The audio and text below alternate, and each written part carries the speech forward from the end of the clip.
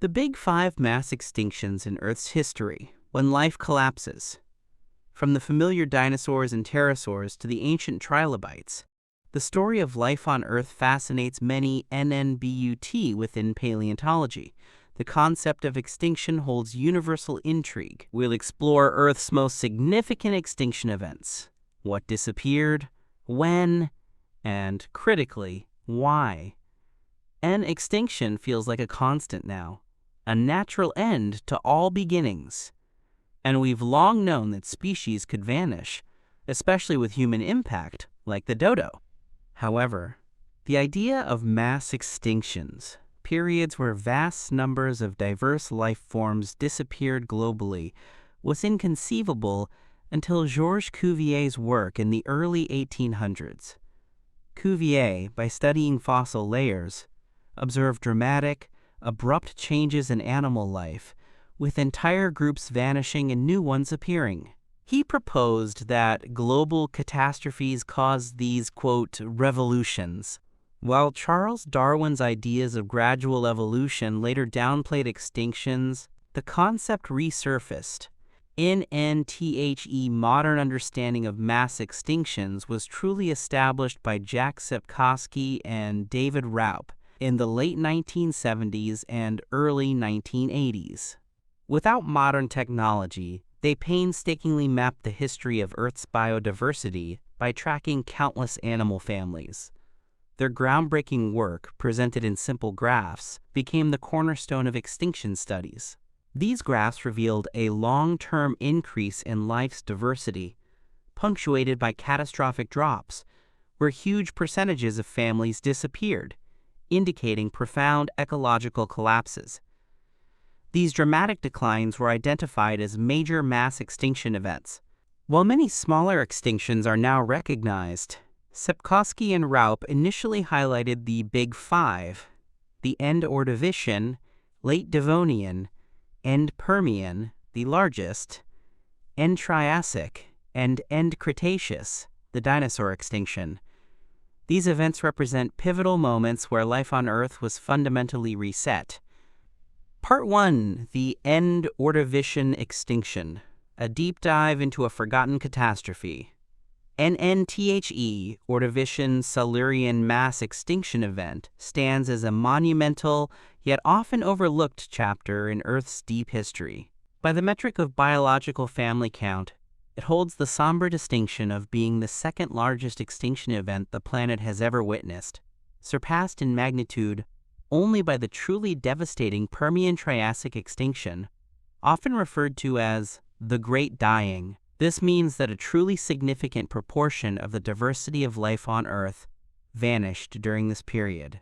However, despite its immense impact, this catastrophic event largely remains a topic confined to scientific discourse, struggling to capture the public imagination in the same way as, for instance, the extinction of the dinosaurs.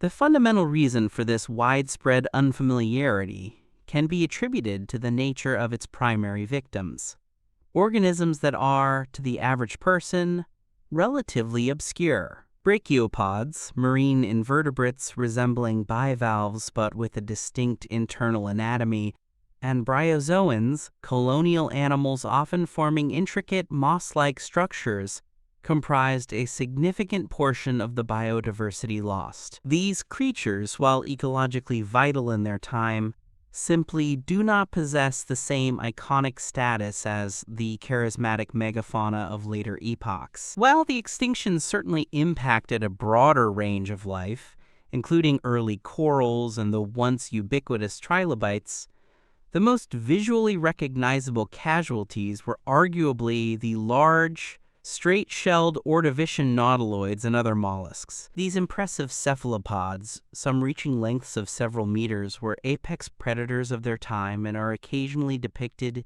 in educational materials and children's books, serving as a rare, tangible link to the life forms that perished. Scientists have meticulously pieced together a compelling hypothesis regarding the ultimate causes of this profound biological crisis.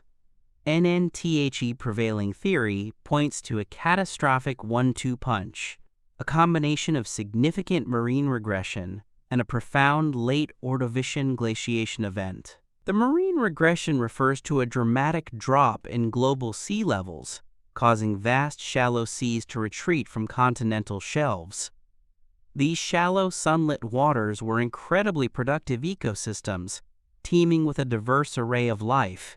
They served as vital nurseries, feeding grounds, and habitats for countless invertebrate species. As the sea levels plummeted, these expansive habitats shrank, fragmented, or vanished entirely, leading to intense competition for dwindling resources and space. Ant organisms adapted to stable, broad, shallow seas found their ecological niches disappearing, leading to widespread stress and mortality. This reduction in habitat alone would have been a significant blow to global biodiversity. Compounding this environmental upheaval was a severe global cooling event, marking a period of intense glaciation.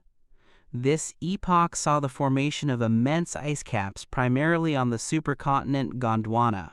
The growth of these continental glaciers locked up vast quantities of the planet's water, directly contributing to the aforementioned sea level drop.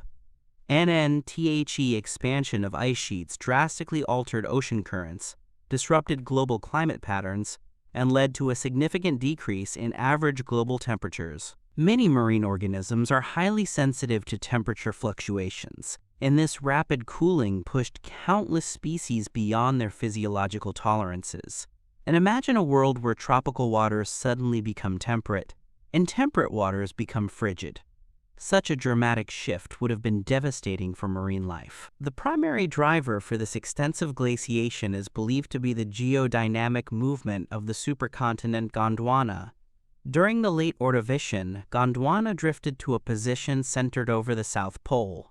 This geographical arrangement provided the ideal conditions for the sustained accumulation of ice, initiating and sustaining a massive polar ice sheet. The presence of such a large landmass at the pole facilitated the growth of glaciers by providing a stable platform for ice accumulation and promoting the necessary atmospheric circulation patterns for sustained snowfall and low temperatures. In addition to these major factors, scientific investigations suggest that a decline in global volcanic activity towards the very end of the Ordovician period may have played a crucial, albeit secondary, role in exacerbating the cooling trend. Volcanic eruptions are a significant natural source of atmospheric carbon dioxide, CO2, a potent greenhouse gas, and CO2 traps heat in the Earth's atmosphere, contributing to the greenhouse effect and maintaining warmer global temperatures. A sustained reduction in volcanic outgassing would have meant a corresponding decrease in the input of CO2 into the atmosphere. NNSI, simultaneously, natural geological processes, such as the weathering of silicate rocks, continually draw down CO2 from the atmosphere, with less CO2 being replenished by volcanic activity and the ongoing absorption of CO2 by weathered rocks continuing unabated. There would have been a net decrease in atmospheric CO2 levels. This depletion of the crucial greenhouse gas would have led to a weakened greenhouse effect, further accelerating global cooling and contributing to the expansion of the polar ice sheets, thus intensifying the already severe glaciation. The interplay of these multifaceted environmental changes, shrinking habitats due to sea level fall, global cooling, and disrupted climate systems, created a perfect storm that overwhelmed the adaptive capacities of countless species, leading to one of the most significant and profound losses of biodiversity in Earth's long and dynamic history. The Earth's ecosystems were fundamentally reshaped, paving the way for the evolutionary radiations of the subsequent Silurian period. Part 2. The Late Devonian Extinction. NNTHE Devonian period, often referred to as the Age of Fishes, was generally characterized by elevated background extinction rates throughout its duration. However, it culminated in a distinct, albeit initially subtle, peak in extinctions towards its end. This particular event, while significant, saw a decline of approximately 12% in marine families, a figure that led prominent paleontologists David Raup and Jack Sepkoski to initially deliberate whether to include it among their Big Five mass extinction events, given its comparatively lower impact on family diversity compared to the other four. Nonetheless, more contemporary research, utilizing refined analytical techniques and a deeper understanding of ecosystem dynamics, now unequivocally recognizes the late Devonian extinction as a truly significant and transformative event in Earth's history. And its profound long-term consequences, particularly for specific ecosystems, cemented its status as a major biological crisis. Among the notable casualties of this extinction were many groups of armored fish, known as placoderms, which had been dominant predators in Devonian seas. These fascinating fish, with their bony plates, faced a severe decline, never fully recovering their former diversity. However, the most striking and ecologically profound consequence of the late Devonian extinction was the near-total collapse of global reef ecosystems. NNTHE vibrant, complex reef structures that had flourished throughout the Devonian, built by diverse communities of corals and sponges, were almost entirely eradicated. This devastation was so severe and widespread that these intricate reef ecosystems did not recover to their previous levels of complexity and global distribution for an astonishing period of hundreds of millions of years, not truly rebounding until the Mesozoic era. This demonstrates the immense and enduring impact of the extinction on marine biodiversity and ecosystem architecture. NNTHE precise and singular cause of the late Devonian extinction remains somewhat elusive, presenting a complex puzzle for scientists. Initial hypotheses, focusing on minor sea level fluctuations and relatively subtle climate shifts, have largely been deemed insufficient to explain a catastrophe of such magnitude and its specific patterns of devastation, particularly the dramatic collapse of reef systems. These factors might have contributed, but they are unlikely to be the sole or primary drivers. Instead, the most widely accepted and scientifically robust theory points to widespread anoxia, a severe depletion of dissolved oxygen in the world's oceans. This hypothesis suggests that large areas of the marine environment became oxygen-starved, creating conditions intolerable for most complex marine life.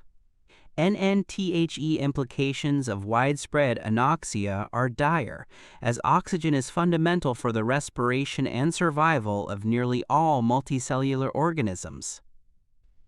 Intriguingly, many specialists in Earth history and paleontology now attribute this massive anoxic event to a crucial biological factor: the unprecedented proliferation and evolutionary success of higher terrestrial plants. The Devonian period witnessed a revolutionary leap in plant evolution, particularly the development of massive deep-rooted trees and the formation of extensive forests. These groundbreaking adaptations, such as extensive root systems, allowed plants to colonize and stabilize terrestrial environments to an extent never before seen. However, this terrestrial botanical revolution had profound and unintended consequences for the marine realm.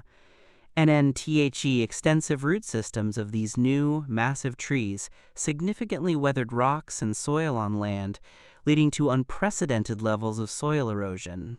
This eroded material, rich in micronutrients, essential elements like iron, zinc, and phosphorus, was then washed into rivers and subsequently transported in vast quantities into the oceans.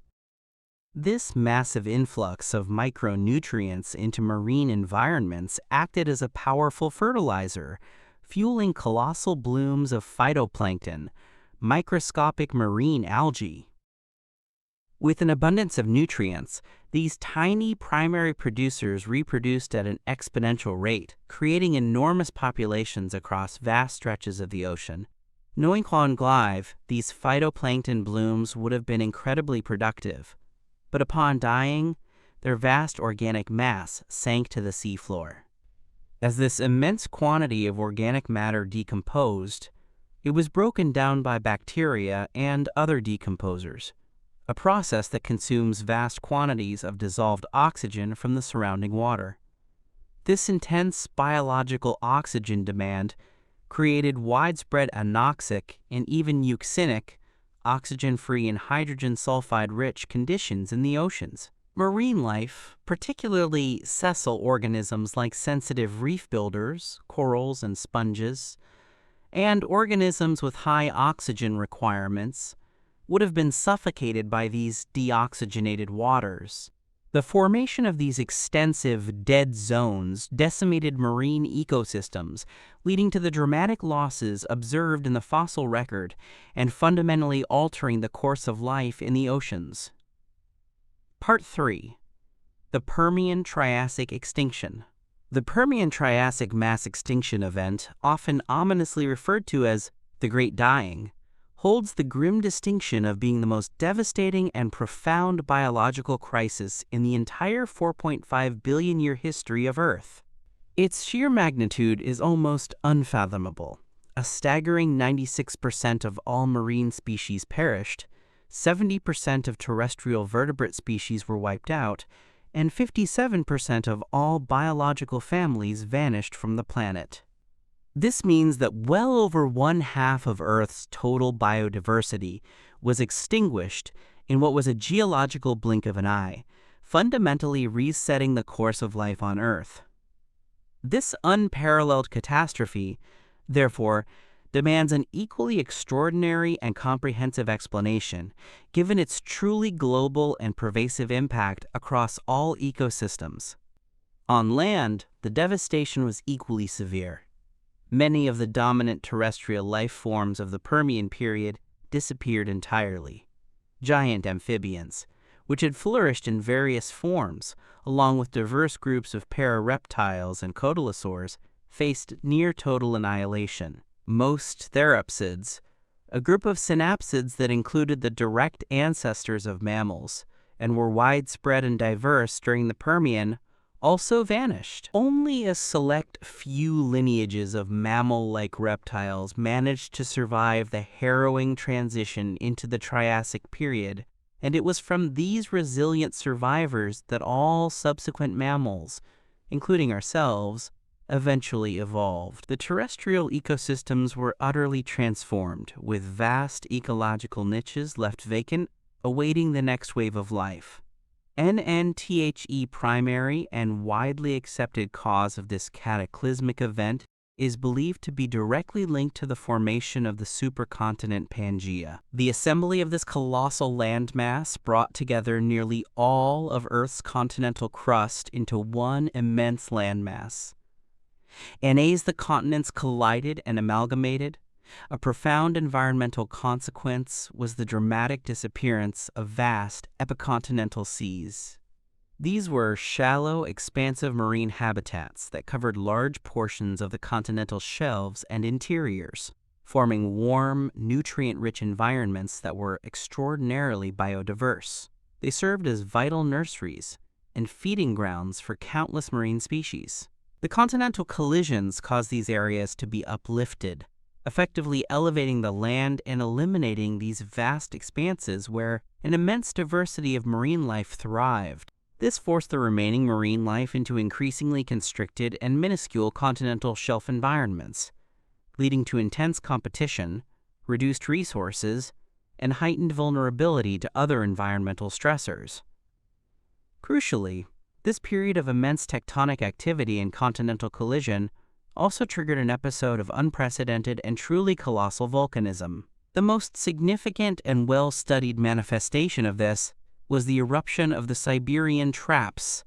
This immense magmatic event saw volcanic activity covering millions of square kilometers with basaltic lava flows over a period of approximately 500,000 years. These massive eruptions were not merely destructive in terms of lava flows. They also released truly colossal amounts of volcanic gases into the atmosphere and oceans. And key among these were methane, carbon dioxide, and hydrogen sulfide. The injection of enormous quantities of methane and carbon dioxide into the atmosphere led to a runaway greenhouse effect. Both methane and carbon dioxide are potent greenhouse gases, trapping heat and raising global temperatures. Scientific models and geochemical evidence suggest that global temperatures rose by approximately 5 degrees Celsius, creating a dangerously hot world. This rapid and substantial warming would have had devastating effects on both terrestrial and marine life, pushing many organisms beyond their thermal tolerances and disrupting global climate patterns. Simultaneously, the release of vast amounts of hydrogen sulfide gas caused a severe acidification of the oceans. When hydrogen sulfide dissolves in seawater, it forms sulfuric acid, dramatically lowering the pH of the oceans. Ocean acidification is incredibly damaging to marine life, particularly to organisms that build shells or skeletons out of calcium carbonate, such as corals and many mollusks.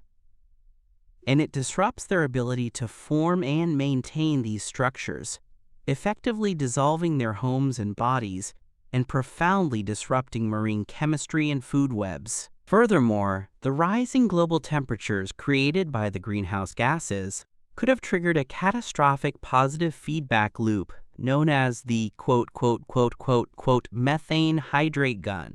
Methane hydrates are ice-like crystalline solids composed of methane gas trapped within water molecules, which are stable under conditions of high pressure and low temperature, typically found in vast reserves on the ocean floor and in permafrost.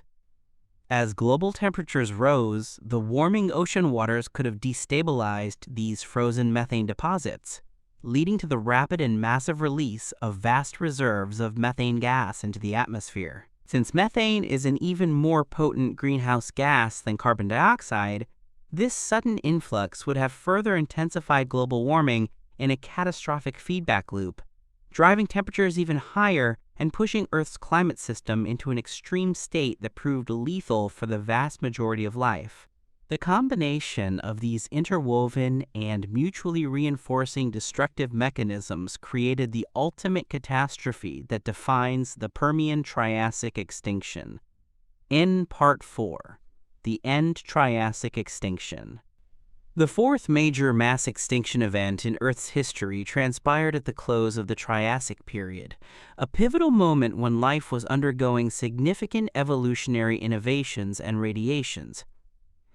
This was a time characterized by the dynamic emergence of early dinosaurs, which were beginning to establish their presence on land. Alongside them, a diverse array of crocodile relatives, known as pseudosuchians, filled many ecological niches, demonstrating a wide range of forms and lifestyles. The oceans were home to magnificent marine reptiles, such as the long-necked plesiosaurs and the dolphin-like ichthyosaurs, while the skies were conquered by the first pterosaurs, marking the advent of powered flight invertebrates. Despite this burgeoning and diversifying Mesozoic life, a new and devastating extinction event struck, fundamentally reshaping ecosystems once again. And in the oceans, countless animal groups perished, leading to a significant reorganization of marine biodiversity. And among the most notable casualties were the ubiquitous conodonts. These were enigmatic, fish-like creatures characterized by their distinctive and complex dental systems, which had dominated marine ecosystems throughout much of the Paleozoic era. Conodonts were not only ecologically important, but also served as crucial index fossils, invaluable for the precise geological dating of rock layers across the globe. Their extinction created a significant gap in the marine food web and removed a vital tool for stratigraphers. And on land, the most significant and consequential impact of the End-Triassic extinction was the widespread decimation of many of the large, crocodile-like archosaurs. These diverse and successful reptiles had been formidable competitors with the early dinosaurs for various ecological niches across the continents. Their disappearance, which was abrupt and extensive, effectively cleared the competitive landscape. This crucial ecological vacuum provided an unparalleled opportunity for the surviving dinosaur lineages to rapidly diversify and subsequently dominate terrestrial ecosystems for the entirety of the ensuing Jurassic and Cretaceous periods, a reign that would last for approximately 135 million years. The precise and definitive cause of this extinction event remains a significant and intriguing mystery, much like the late Devonian event. NNTHE geological record from this period does not present clear and unequivocal evidence of massive, global atmospheric or hydrospheric upheaval on the scale seen during the Permian-Triassic catastrophe. This lack of obvious smoking gun evidence makes pinpointing a single overarching cause particularly challenging for the scientific community.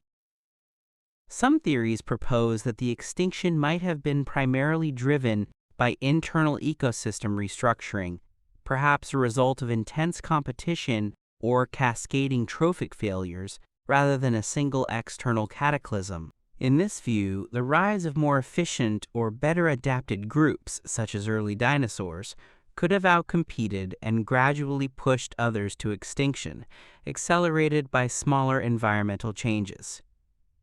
Other hypotheses revisit a familiar concept, the methane hydrate gun hypothesis. This theory suggests another significant spike in global temperatures, triggered by the release of vast reserves of frozen methane from the ocean floor, similar in mechanism to what may have occurred during the Permian event, but likely on a somewhat smaller scale. Proponents suggest that such a methane release could have led to rapid global warming and associated ocean acidification or anoxia, causing widespread biological stress and extinctions. However, this specific methane hypothesis for the End-Triassic event is not as widely accepted or supported by the current body of geological and paleontological evidence as some other extinction hypotheses. Consequently, the scientific community continues to actively search for definitive answers, conducting ongoing research into the complex interplay of geological, climatic, and biological factors that ultimately led to the fourth mass extinction. And Part 5, the End-Cretaceous extinction. The End-Cretaceous extinction event, widely known as the Cretaceous-Paleogene or KPG extinction, formerly KT extinction, stands as arguably the most famous and extensively studied of the Big Five mass extinctions. This catastrophic event marked the dramatic end of the Mesozoic era and saw the demise of countless iconic life forms, most notably the non-avian dinosaurs. Alongside them, diverse groups such as enantiornithine birds, an extinct lineage of birds, pterosaurs, flying reptiles, large marine reptiles, mosasaurs, plesiosaurs, and ichthyosaurs, ammonites, shelled cephalopods, belemnites, squid-like cephalopods, and numerous other plant and animal groups vanished from the face of the earth. The prevailing mainstream scientific theory attributes this cataclysmic event primarily to the impact of a massive asteroid. This hypothesis gained significant traction in 1980 when physicist Luis Alvarez and his son, geologist Walter Alvarez, made a groundbreaking discovery, an iridium anomaly at the KPG boundary. They found a thin, distinct layer of sediment globally enriched with iridium, an element that is exceedingly rare in Earth's crust, but comparatively abundant in extraterrestrial objects such as asteroids and comets. Based on this compelling evidence, the Alvarez team proposed that a colossal asteroid, estimated to be approximately 10 kilometers in diameter, struck Earth. This impact would have unleashed unimaginable energy, triggering widespread devastation on a global scale. The immediate effects would have included massive explosions, hypersonic shock waves, and tsunamis of colossal proportions. Crucially, the impact would have ejected immense quantities of dust, soot, and debris into the atmosphere, creating a thick global dust cloud that would have blocked out sunlight for months or even years. This prolonged period of darkness would have led to a rapid global cooling event. Photosynthesis would have largely ceased, causing the widespread death of plants, and subsequently a catastrophic collapse of the entire food chain, from primary producers upwards. Further bolstering the asteroid impact hypothesis was the later discovery and confirmation of the Chicxulub crater.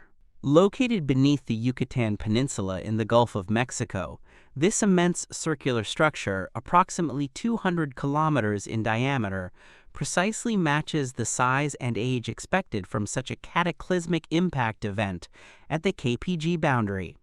This geological evidence provides strong support for the asteroid as the primary trigger of the extinction. NNHOWEVER. The scientific discussion around the KPG extinction is nuanced and encompasses other possibilities and contributing factors.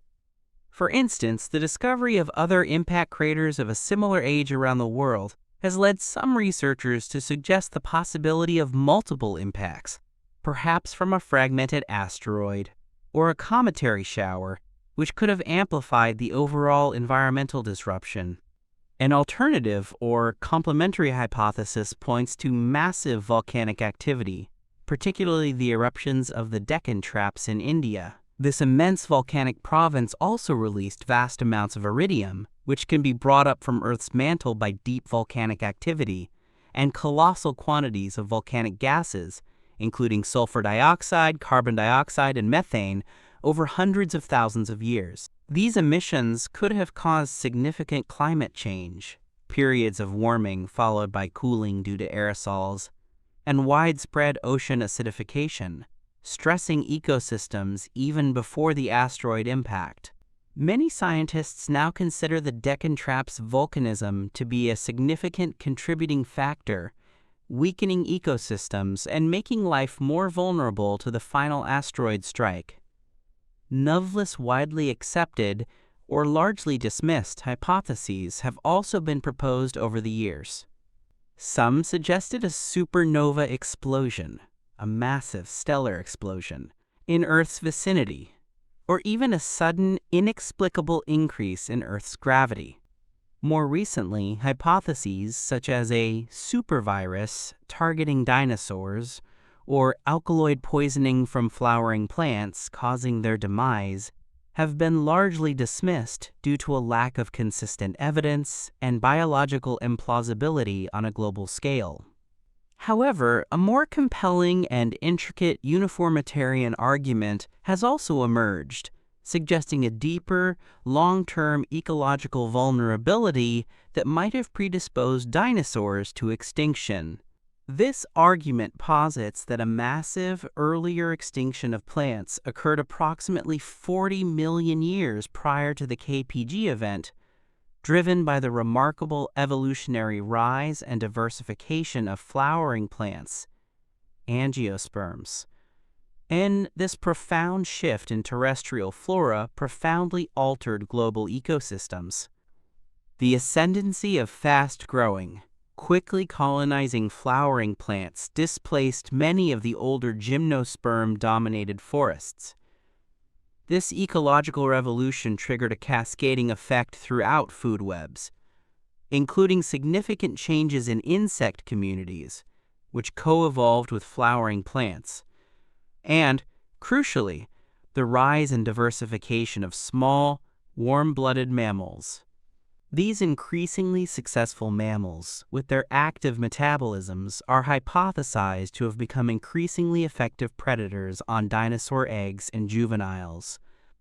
This sustained predation pressure over millions of years could have gradually weakened dinosaur populations, making them more vulnerable and less resilient to environmental shocks. In this last straw scenario, the asteroid impact, potentially combined with Deccan volcanism, would then have delivered the final, decisive blow to an already stressed and declining dinosaur population.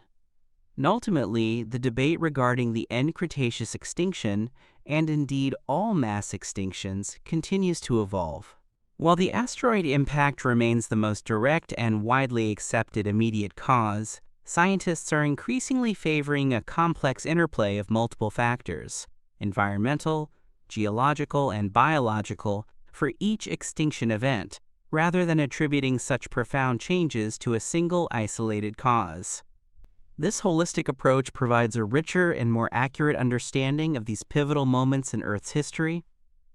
Part 6. The Anthropocene Extinction. Beyond the well-documented catastrophes of ancient geological epochs, many ecologists, conservation biologists, and earth scientists now argue with compelling evidence that humanity is currently living through the sixth Great Mass Extinction Event in Earth's history. This unfolding crisis is unique, as it is directly attributable to the activities of a single species, Homo sapiens.